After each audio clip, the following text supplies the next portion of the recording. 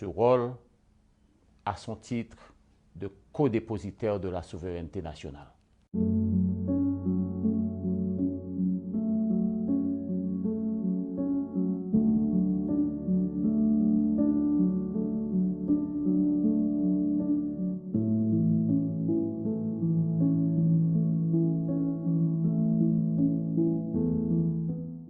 Chers compatriotes,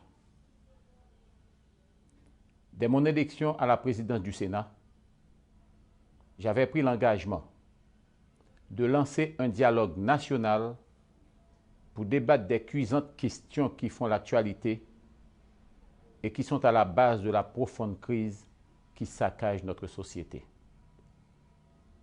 De fait, avec l'assentiment de tous les sénateurs, je me suis immédiatement impliqué dans un rapide tour d'horizon et j'ai mené de multiples consultations pour respecter cette promesse et permettre au Sénat de jouer ce rôle à son titre de codépositaire de la souveraineté nationale. Je dois avouer que cette initiative du Grand Corps a été favorablement accueillie par les différents acteurs et structures du secteur politique et de la société civile. J'ai la pénible obligation de vous annoncer que j'ai décidé de reporter les assises qui devraient se tenir les 3 et 4 février en cours.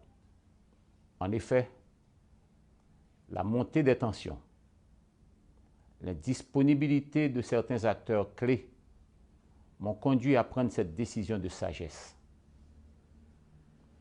L'obligation de trouver une sortie de crise consensuelle m'a porté à reprogrammer le grand dialogue national initié par le Sénat de la République. Je continue donc mes démarches visant à convaincre tous les patriotes concernés par la dégradation des conditions de vie de la population et les menaces évidentes contre l'ordre républicain, que seul, et je dis bien seul, un dialogue ouvert et inclusif entre toutes les parties peut permettre d'envisager l'avenir avec sérénité. Je continuerai donc à travailler en ce sens.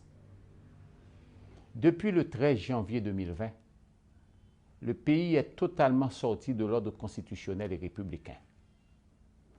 Parce que les élections n'ont pas été organisées pour renouveler le personnel politique, nos mairies sont occupées par des agents intérimaires.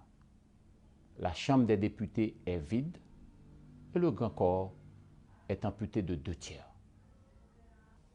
En l'absence d'un conseil constitutionnel, habilité à trancher toutes les questions relatives aux interprétations sur l'application de la loi mère, le débat contradictoire, quelles que soient nos convictions individuelles, doit permettre d'aboutir à une solution qui s'impose à tous.